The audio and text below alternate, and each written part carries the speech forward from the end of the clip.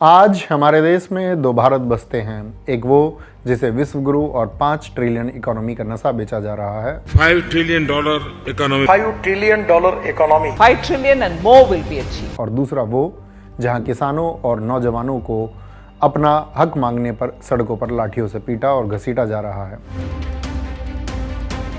प्यारे साथियों, नमस्कार। आज जब आप सच दिखाने वाले सोशल मीडिया पेज और यूट्यूब चैनल को देखते हैं तो आपको क्या दिखता है? किसानों के मौत के आंकड़े, कौड़ियों के दाम, बिक रही उनकी उपजाऊ जमीन और फसलें, शंभू बॉर्डर पर ड्रोन से गिरते उनके ऊपर आंसू गैस, या फिर कॉरपोरेट दोस्तों को लाभ पहुंचाने के लिए सरकार के द्वारा बनाए गए किसानों के सब कुछ छीन लेने वाले बेतुके नियम, कानूनों की लिस्ट। लेकिन ऐसी खबरें आपको हमारे देश की मीडिया नहीं दिखाती। क्यों? क्योंकि हमारे देश की मीडिया के चश्मे का नंबर ऐसा है कि उसे किसानों और नौजवानों का दर्द नहीं दिखता। उसे बस हमारे प्रधान सेवक की अच्छाइयाँ दिखती हैं। हमारे देश में एक समय ऐसे प्रधानमंत्री हुए हैं जो कहते थे, जिस दिन मेरे देश की मीडिया मेरी तारीफ करने लग जाए, मेरे गीत गाने लग जाए, उस दिन समझ लेना कि मैं किसानों का नहीं रहा, मैं बिक गया हूँ। ऐसे प्रधानमंत्री थे चौधरी चरण सिंह जी। पर आज के प्रधान सेवक महोदय को देखकर लगता है कि जैसे मीडिया ही उनके लिए हवा, पानी और भोजन हो। अगर मीडिया उनकी चाटुकारिता करना बंद कर दे तो आप समझ सकते हैं कि क्या हो सकता है उनके साथ।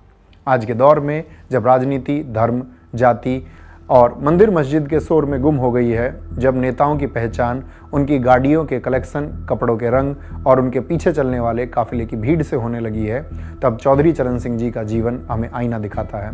वो सिर्फ एक नेता नहीं थे, वो एक विचार थे। एक ऐसा विचार जिसने उत्तर प्रदेश की जमींदारी प्रथा की जंजीरों को तोड़ा और खेत जोतने वालों को उसका मालिक बनाया। आज हम चौधरी चरण सिंह जी से जुड़े इतिहास के पन्ने पलटेंगे। 1902 के उस दौर से शुरू करेंगे जब किसान गुलाम था, और आज के उस दौर तक आएंगे जहां किसान अपनी राजधानी के बॉर्डर पर दुश्मन और आतंकी बना दिया गया है। कहानी शुरू होती है 20वीं सदी के शुरुआती दौर से। एक तरफ अंग्रेजी हुकूमत का जुल्म था और दूसरी तरफ सामंती व्यवस्था।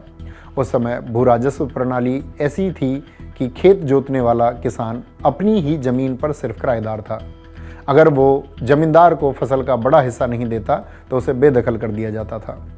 इसी शोषण के खिलाफ 23 दिसंबर 1902 को मेरठ जिले के नूरपुर गांव में एक चिंगारी ने जन्म लिया था। नाम था चौधरी चरण सिंह। उनके पिता मीर सिंह जी एक साधारण, लगभग भूमिहीन किसान थे और माता नेत्रकौर देवी एक गृहिणी। चरण सिंह जी ने बचपन से ही वो डर और असुरक्षा देखी थी कि कैसे जमींदार कभी भी उनकी जमीन छीन सकता है। गरीबी थी लेकिन सोच में अमीरी थी। उन्होंने अपने स्कूली पढ़ाई जानी खुर्द गांव के स्कूल से की थी।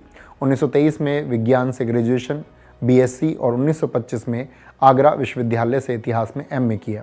फिर वकालत भी की। सोचिए, उस दौर में एक गरीब किसान का बेटा वकालत कर रहा था, जब देश में 90% से ज़्यादा लोग अशिक्षित थे। ज़मीनी जुड़ाव और शिक्षित होने की वजह से ही चौधरी जी जात पात की बेड़ियों को नहीं मानते थे। 1920-21 की बात है, वो आगरा कॉलेज में छात्र थे। उस समय छुआछूत चरम पर था। चरण सिंह जी ने हॉस्टल में एक अनुसूचित जाति के छात्र के साथ उसी की थाली में भोजन किया। आज शायद छोटी बात लग सकती है, लेकिन 100 साल पहले यह एक सामाजिक क्रांति थी। वो सिर्फ बातों से नहीं, आचरण से भी समाजवादी थे। वो आर्य समाज और स्वामी दयानंद सरस्वती के विचारों को मानते थे। लोग कहते हैं कि वो जाटों के नेता थे, लेकिन सच तो यह है कि उन्होंने खुद अपने जाति के बंधनों को तोड़ा था। उन्होंने 1954 में नेहरू जी को चिट्ठी लिखी थी कि सरकारी गजेटेड ऑफिसर की नौकरी उसी को मिलनी चाहिए जो अंतरजातीय विवाह, इंटरकास्ट मैरिज करे। वो सिर्फ ऐसी बातें करते नहीं थे, उन्होंने अपने घर में भी लागू किया था। उनके बेटे अजीत सिंह की शादी राधिका बिश्नोई जी से हुई। उनकी बेटी सत्यवती की शादी राजपूत परिवार में हुई। उनकी दूसरी बेटी सरोज की शादी वर्मा परिवार में हुई। उन्होंने अपने बच्चों की शादियां जाति की दीवारें तोड़कर की। वो कहते थे, जाति व्यवस्था भारत की गुलामी का कारण है। आज जो लोग चौधरी साहब का नाम लेकर सिर्फ एक जाति विशेष की राजनीति करते हैं, उन्हें चौधरी साहब के इन विचारों को भी पढ़ना चाहिए। उनके विरोधी उन्हें अक्सर जाटों का नेता कहकर सीमित करने की कोशिश करते थे, लेकिन वे हमेशा खुद को किसानों का नेता मानते थे। मेरठ के एक गांव में उनके चुनाव भाषण का एक किस्सा बहुत मशहूर है, जहां उन्होंने जाट मतदाताओं को चेतावनी देते हुए कहा, अगर तुम मुझे इसीलिए वोट देते हो क्योंकि मैं एक जाट हूं, तो जाओ अपना वोट कहीं और डाल दो। ऐसे खुले और स्पष्ट मिजाज के नेता थे चौधरी चरण सिंह जी। उनका मानना था कि जाति व्यवस्था समाज को कमजोर करती है और एक इंसान के इंसान होने के अधिकार को खत्म करती है।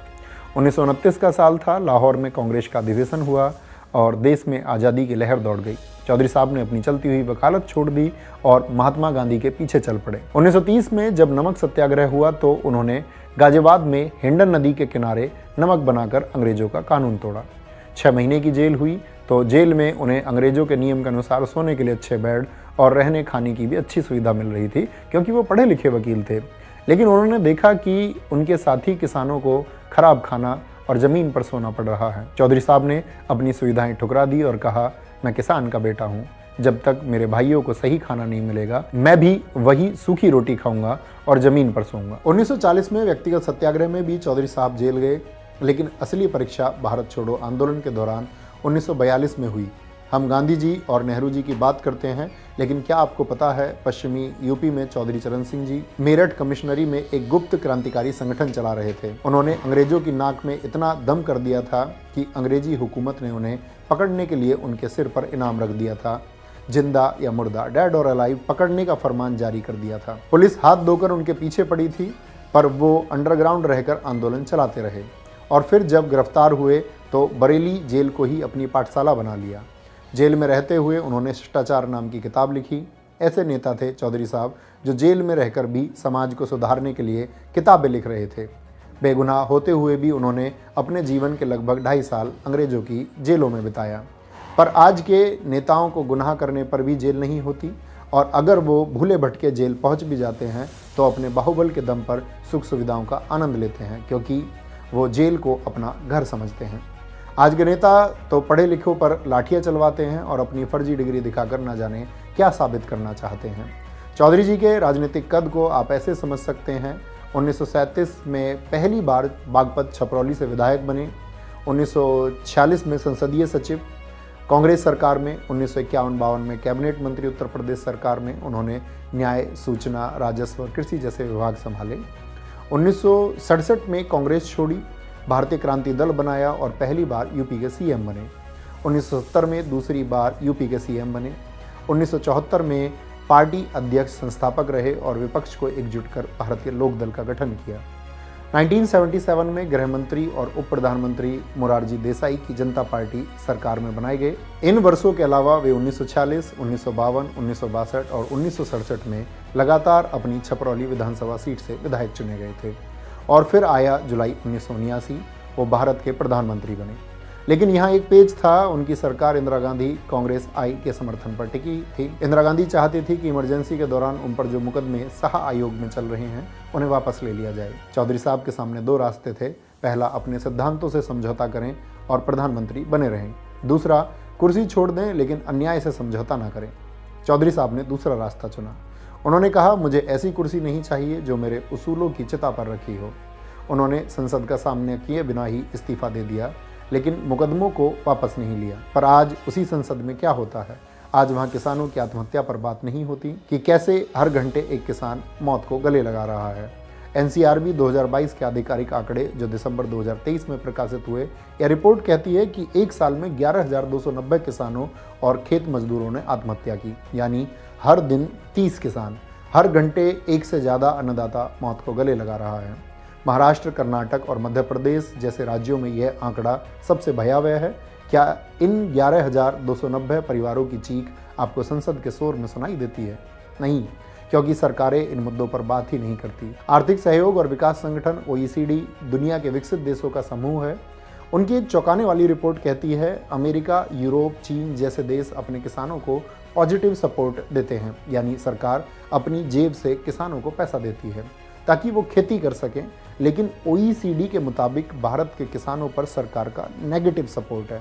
इसका मतलब है कि भारत सरकार अपनी नीतियों, निर्यात पर प्रतिबंध, किसानों के फसलों के अच्छे दाम न तय करके किसानों पर एक तरह का छुपा हुआ टैक्स, इम्प्लिसिट टैक्स लगाती है। हैरानी की बात है ना, जहां दुनिया की सरकारें अपने किसानों की मदद कर रही हैं, वहीं हमारे देश का सिस्टम किसानों को जो कुछ उनके पास है उसे भी छीन रहा है। हमें 2020-21 का वो मंजर नहीं भूलना चाहिए जब दिल्ली से सटे सिंधु, टीकरी, गाजीपुर सीमाओं पर 13 महीनों तक लाखों किसान सर्दी, गर्मी, बारिश में MSP के खिलाफ विरोध प्रदर्शन कर रहे थे। लगभग 750 से ज़्यादा किसान शहीद हो गए। किसी को हार्ट अटैक आया, कोई ठंड से मर गया। पर जब सरकार से पूछा गया कि इसका हिसाब कौन देगा, तो सरकार ने संसद में कहा हमारे पास मरने वालों का कोई डेटा नहीं है।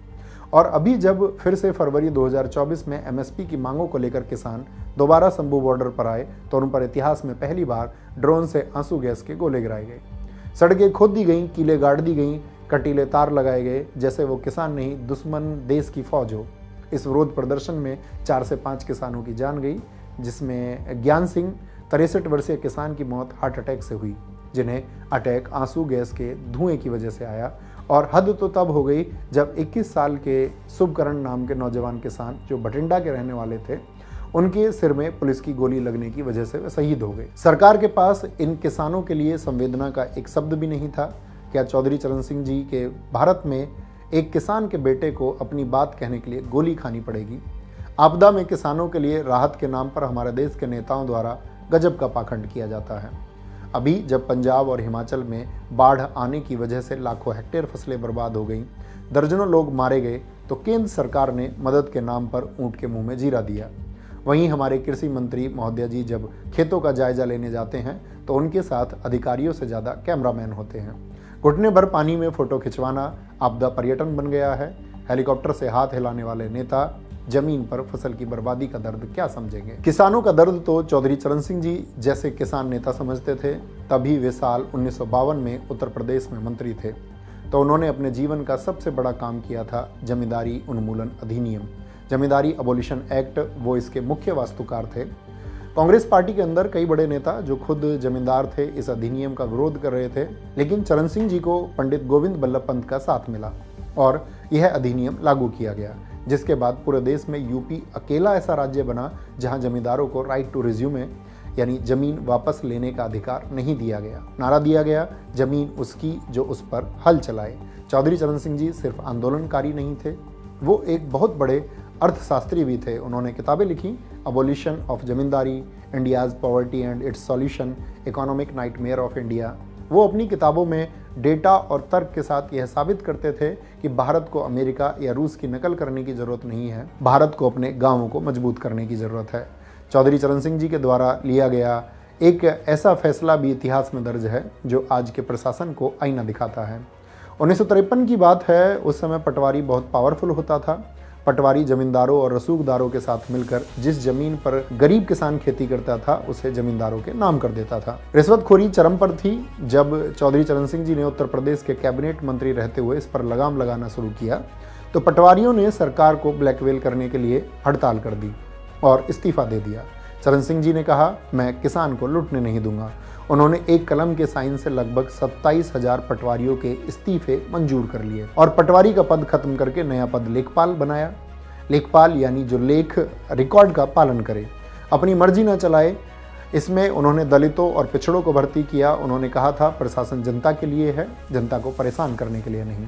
सिर्फ इतना ही नहीं, 1953 में उन्होंने चकबंदी कानून लागू किया जिससे किसानों के बिखरे हुए खेत एक जगह हुए। अब थोड़ा समझते हैं कि हमारे किसान देश की जीडीपी में कितना योगदान कर रहे हैं।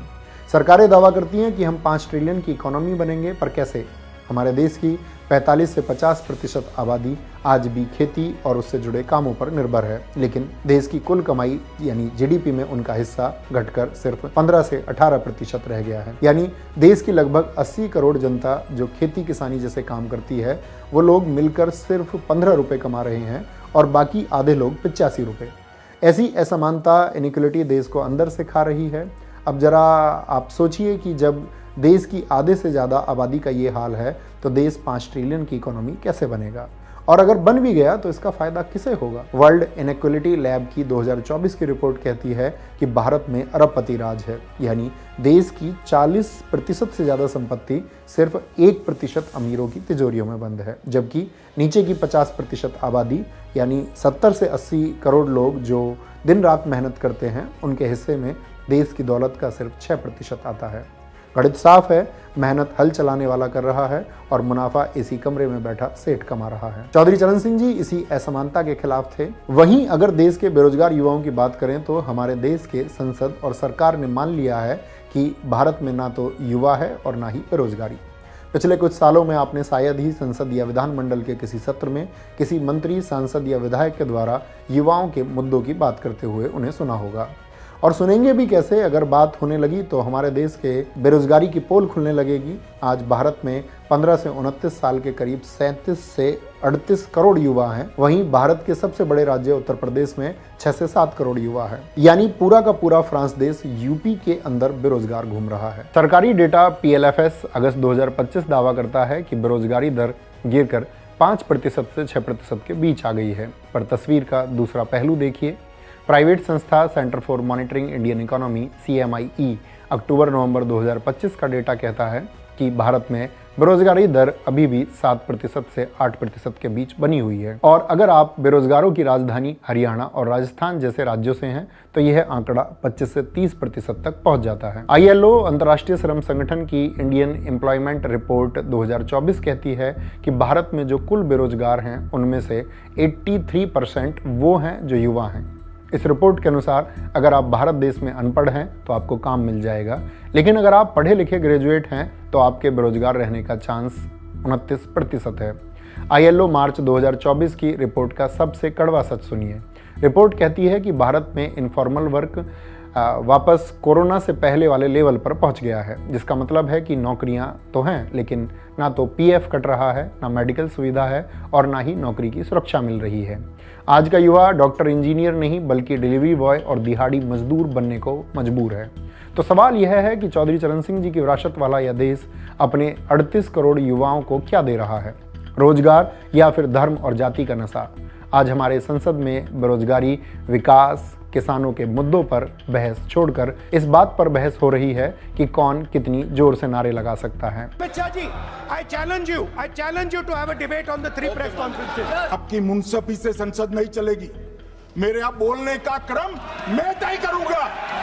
इस तरह से नहीं चलेगी संसद। आज वंदे मातरम या जय श्री राम को श्रद्धा का विषय नहीं बल्कि एक दूसरे को नीचा दिखाने का हथियार बना लिया गया है। संसद भवन अब कानून बनाने वाले, नीतियों और बजट पर बहस करने की जगह नहीं बल्कि देशभक्ति का सर्टिफिकेट बांटने का दफ्तर बन गया है। साथियों, एक दौर वो था जब संसद को लोकतंत्र का मंदिर कहा जाता था। जब अटल बिहारी वाजपेयी बोलते थे तो इंदिरा गांधी भी शांत होकर सुनती थी। जब चौधरी चरण सिंह जी सरकार की नीतियों की बखिया उधेड़ते थे तो सामने बैठे प्रधानमंत्री उन तर्कों को नोट करते थे। जब लड़ाई विचारों की होती थी, व्यक्ति या पार्टियों की नहीं। पर आज लड़ाई ही ना हो किसी मुद्दे पर, इसीलिए विपक्ष के 146 सांसदों को एक साथ सस्पेंड कर दिया जाता है ताकि बिना किसी बहस के बिल को पास कराया जा सके। और जब विदेशी राष्ट्रपति या प्रधानमंत्री आते हैं तो नियमों का मजाक उड़ाते हुए विपक्ष के नेताओं पर रोक लगा दिया जाता है। हिंदुस्तान को हम भी रिप्रेजेंट करते हैं, हाँ? सिर्फ सरकार नहीं रिप्रेजेंट करती है। तो सरकार नहीं चाहती कि ऑपोजिशन के लोग बाहर के लोगों से मिले, कि वह विदेशी मेहमानों से नहीं मिल सकते। एक दौर वो था जब नेता पार्टी विशेष के गुलाम नहीं होते थे बल्कि जनता के सेवक होते थे, और इसका सबसे बड़ा उदाहरण है चौधरी चरण सिंह जी। बात 1959 के नागपुर अधिवेशन की है। उस समय चौधरी साहब कांग्रेस पार्टी के ही सदस्य थे और सामने थे प्रधानमंत्री पंडित जवाहरलाल नेहरू, जिनका कद उस समय कांग्रेस पार्टी में बहुत बड़ा था। नेहरू जी भारत में सहकारी खेती, कोऑपरेटिव फार्मिंग लाना चाहते थे, यानी सोवियत रूस की तरह किसानों की जमीन छीनकर उन्हें सरकारी बना दिया जाए और किसान उस पर मजदूर की तरह काम करे। आज का कोई नेता होता तो अपनी ही पार्टी के प्रधानमंत्री के सामने दुम हिलाता, लेकिन चौधरी साहब ने अपनी ही पार्टी और अपने ही प्रधानमंत्री के खिलाफ बगावत कर दी। उन्होंने भरे मन से कहा, पंडित जी आप रूस की नकल कर रहे हैं। भारत का किसान अपनी ज़मीन को माँ मानता है। अगर आपने उसे मजदूर बना दिया तो वो अनाज पैदा करना बंद कर देगा और देश भूखा मर जाएगा। इसी मुद्दे पर चौधरी चरण सिंह जी ने अपनी किताब जॉइंट फार्मिंग एक्स रेड लिखी हुई है, जो उस समय के किसानों के हाल और खेती व्यवस्था के बारे में बताती है। चौधरी साहब ने अपनी कुर्सी को दांव पर लगाकर भारत की खेती को सरकारी होने से बचाया था। नेता ऐसे होने चाहिए जिसे अपनी पार्टी, पद या स्टेटस का लालच ना हो। जब कांग्रेस पार्टी के उसूल चौधरी चरण सिंह जी के उसूलों के विपरीत होने लगे तो 1967 में उन्होंने कांग्रेस छोड़कर अपनी पार्टी भारतीय क्रांति दल बनाई थी, लेकिन सत्ता के लालच के लिए नहीं, किसानों के हक के लिए। पर आज पार्टियां छोड़ी जाती हैं अपने गुनाहों से बचने के लिए, या ईडी और सीबीआई के डर से, या फिर मंत्री पद के लालच में। चौधरी साहब से जुड़े कुछ किस्से मैं आपको बताना चाहूँगा कि उन्हें किसान नेता क्यों कहा जाता था। यह किस्सा उनके जीवन का सबसे प्रसिद्ध प्रसंग है, जो 1979 का है, जब वे प्रधानमंत्री थे। उन्हें लगातार शिकायतें मिल रही थी कि थानों में किसानों की सुनवाई नहीं होती और रिपोर्ट लिखने के लिए उनसे रिश्वत मांगी जाती है। सच्चाई जानने के लिए उन्होंने एक साधारण किसान का वेश बनाया, फटे पुराने कपड़े पहने, पैरों में चप्पल तक नहीं और इटावा जिले के उसराहार थाने पहुंच गए। उन्होंने मुंशी से अपने बैल खरीदने के लिए इकट्ठा किए हुए पैसे चोरी होने की रिपोर्ट लिखने को कहा। पुलिस वालों ने पहले तो उन्हें डांटा, फिर घंटों इंतजार करवाया। जब उन्होंने बार बार गुहार लगाई तो एक सिपाही ने रिपोर्ट लिखने के बदले कुछ रिश्वत की मांग की। तो चौधरी जी ने अपने जेब से मुड़े तोड़े कुछ पुराने नोट निकालकर सिपाही को दे दिए। रिपोर्ट लिखने के बाद जब मुंशी ने पूछा, बाबा हस्ताक्षर करोगे या अंगूठा टेकोगे, तो उन्होंने कहा हस्ताक्षर करूंगा, और कलम से अपना नाम लिखा चौधरी चरण सिंह, और फिर अपनी जेब से प्रधानमंत्री की मोहर निकालकर कागज पर लगा दी। मोहर पर प्रधानमंत्री भारत सरकार लिखा देख पूरे थाने में हड़कंप मच गया। कुछ ही देर में प्रधानमंत्री का आधिकारिक काफिला भी वहां पहुंचा और लापरवाही भ्रष्टाचार के आरोप में पूरे थाने को निलंबित कर दिया गया। एक और किस्सा है उनके प्रधानमंत्री काल से जुड़ा है, जो बहुत प्रसिद्ध है। 5 पैसे का पोस्ट कार्ड। एक बार कुछ किसान अपनी समस्या लेकर दिल्ली उनसे मिलने आए। चौधरी साहब ने पूछा, कितना खर्चा हुआ आने में? किसानों ने कहा, साहब 120 रुपये लग गए। यह सुनकर चौधरी साहब ने उन्हें डांट कर कहा, तुम्हारी समस्या तो 5 पैसे के पोस्ट कार्ड से भी मुझ तक पहुंच सकती थी। तुमने 120 रुपये क्यों बर्बाद किए? यह पैसा तुम्हारी मेहनत का है। आज के नेता जहां रैलियों में भीड़ जुटाने के लिए करोड़ों फूंक देते हैं, वहीं एक चौधरी साहब थे जिन्हें गरीब के 120 रुपये खर्च होने का भी दर्द था, क्योंकि वो मानते थे कि देश की समृद्धि का रास्ता खेतों और खलिहानों से होकर गुजरता है। लेकिन आज ये रास्ता कॉरपोरेट की तिजोरियों की तरफ मोड़ दिया गया है। आज हमारे देश के पर्यावरण, पहाड़, जंगल, नदियों और उपजाऊ जमीन के साथ में सरकारों द्वारा बहुत ही दुर्व्यवहार किया जा रहा है। सबसे पहले चलते हैं बिहार के भागलपुर के पीरपैंती में, जहां अभी कुछ दिन पहले हजारों एकड़ जमीन जिस पर आम और लीची के घने बगीचे थे, उसे पावर प्लांट के नाम पर अडानी ग्रुप को 1 रुपये प्रति एकड़ देने के लिए बॉन्ड तैयार किया गया था। आरोप है कि नियमों को ताक पर रखकर किसानों की उपजाऊ सोना उगलने वाली जमीन को बेहद मामूली दरों पर कॉरपोरेट के हवाले किया जा रहा है। किसान कह रहा है कि हम आम उगाते थे, अब हम क्या कोयले की राख खाएंगे। छत्तीसगढ़ के हसदेव जंगलों को देखिए, वहाँ आदिवासी महीनों से धरने पर बैठे हैं। वो कह रहे हैं, साहब ये जंगल हमारे देवता हैं, इन्हें कोयले के लिए मत काटो। लेकिन वहाँ भी सरकारी कागजों की आड़ में कॉरपोरेट की आड़ियाँ चल रही हैं और पेड़ काटे जा रहे हैं। आदिवासी अपनी ही जमीन से बेदखल हो रहे हैं। उत्तराखंड का जोशीमठ धंस रहा है, कारण बिना सोचे समझे पहाड़ों को खोखला करना, विकास के नाम पर विनाश को सही समझना। राजस्थान के टिब्बी क्षेत्र में एथेनॉल प्लांट के खिलाफ बड़ा प्रदर्शन हो रहा है। फैक्ट्री ने अपनी ज़मीन के नीचे का पानी इतना जहरीला कर दिया है कि वहाँ कैंसर फैल रहा है, और अरावली के बारे में तो आप सभी को अच्छे से पता है। असम के गुवाहाटी में 20,000 से ज़्यादा किसान और मजदूरों ने रैली निकाली। वो नए श्रमिक संहिताओं, लेबर कोड्स का विरोध कर रहे थे, जो मजदूरों को गुलाम बना देगी।